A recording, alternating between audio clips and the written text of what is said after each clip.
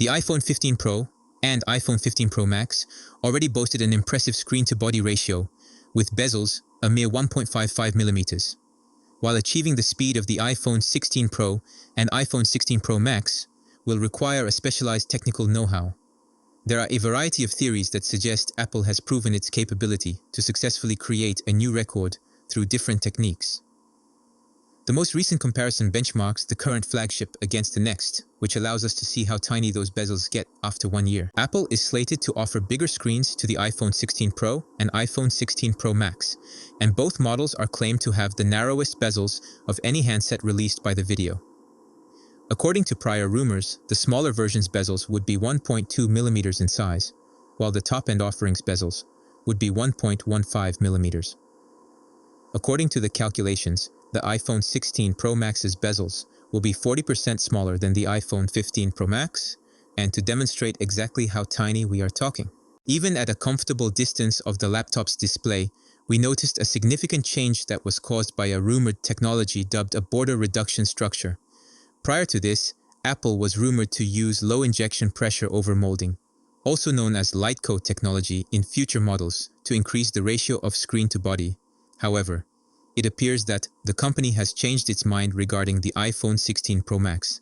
It is fascinating to see a live side-by-side comparison between the two models when Apple officially unveils its new collection on September 9th at the event called It's Glow Time. If you remember, the bezels of the iPhone 15 Pro Max can only be properly seen in comparison to the iPhone 14 Pro during an extreme close-up of both devices. Keep this in your mind. Like the past, we expect 4 brand new iPhones to be announced, each of which will be an upgrade from the previous models. However, it is likely that the Pro models will be the most significant improvements. Smartphone cameras may have been overshadowed by AI hype in the last 2 years, but they remain one of the most compelling reasons to upgrade. And as TechRadar's former photography editor, I'm very enthusiastic about the iPhone 16 Pro. Granted, part of that excitement may stem from the fact that my everyday transportation is a creaking iPhone 11 Pro, which has now achieved vintage car status in smartphone terms. But recently, I felt the temptation of shooting with something more discreet and pocketable than my Fujifilm X-T5, and rather than a Ricoh GR-IX, the iPhone 16 Pro has piqued my interest. A truth for conventional cameras is that lenses make a larger impact on your photos than new camera bodies. Therefore, I'm glad to hear reports that Apple may be solving a long-standing lens problem with the iPhone 16 Pro series.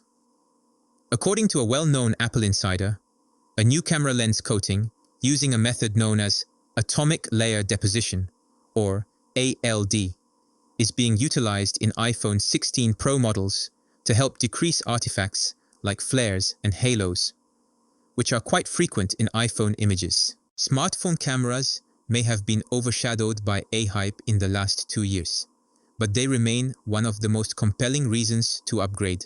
And as TechRadar's former photography editor, I'm very enthusiastic about the iPhone 16 Pro.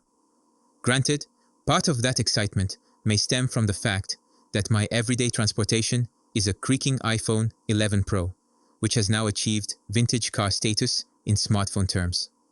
But recently, I felt the temptation of shooting with something more discreet and pocketable than my Fujifilm X-T5, and rather than a Ricoh GR-IX, the iPhone 16 Pro has piqued my interest. Even if the camera is the same with 48 megapixels, a quad-based sensor and f/1.8 aperture, a brand new ultra-wide 48 megapixels and 5x telephoto lens would be significant improvements in physical technology.